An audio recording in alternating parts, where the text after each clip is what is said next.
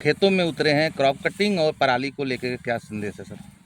देखिए, crop cutting ये सभी अधिकारी जो भी राजस्व विभाग के अधिकारी हैं सभी को किया जाना मैंडेटरी होता है। इसके लिए जो हमारी क्रॉप कटिंग है, मैं खुद आके अपने सामने ही यहाँ पे क्रॉप कटिंग करवा रहा हूँ और इसके बाद इसका वेट किया जाएगा और इसके आधार पे एक औसत उपज क्या है इसका आकलन किया जाएगा। इस औसत उपज से जो हमारे जितने भी सांख्यिकीय आंकड़े होते हैं वो इसके निर्धारित होते हैं और जनपद में विभिन्न जगहों पर और विभिन्न अधिकारियों के नेतृत्व में क्रॉप कटिंग होता है।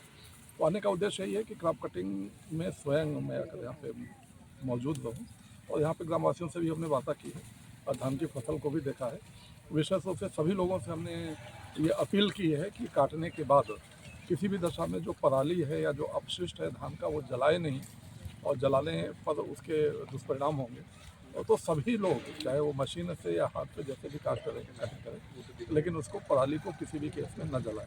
अभी तक जो हम लोगों का जो औसत आ रहा है जनपद का वो 40 क्विंटल प्लस आ रहा है प्रति हेक्टेयर। इसको भी हम देखेंगे कि यहाँ पे कितना आ रहा है और इन बिटवीन 40 to 47 या 48 प्रति हेक्टेयर जो आ रहा है। तो हर जगह का हम लोग देखेंगे कहाँ पर कितना कितना आ रहा है। इसके बाद जो जनपद का औसत होता है ये वो देखा जाता है।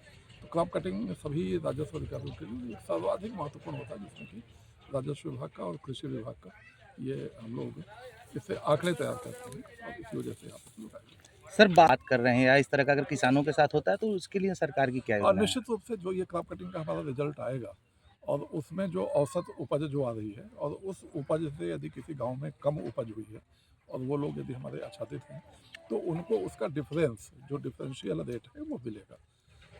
तो वो उससे उनका फ़ायदा है। और जो हम लोगों के आपदा का जो नियम है उसके अकॉर्डिंग भी हम लोग देख रहे हैं लेकिन किसी पर्टिकुलर प्लॉट में 33% से अधिक का नुकसान, जैसे मैं यहाँ भी आया हूँ तो आपने देखा होगा तो पूरे क्षेत्र में इतना नहीं है। तो जिस वजह से जो एक मेजर जो दैवीय आपदा के अंतर्गत दिए जाने वाला देय है वो नहीं मिलेगा। लेकिन जो हमारा प्रति गांव जो औसत उपज में जो अंतर है उसमें जो भी हमारे केसीसी किसान क्रेडिट कार्ड के होल्डर्स हैं और जिनके जो भी बीमित हैं वो उनको उसके डिफरेंस का उसको बेनिफिट मिलेगा और ये इसके लिए ही महत्वपूर्ण है। तो इसी वजह से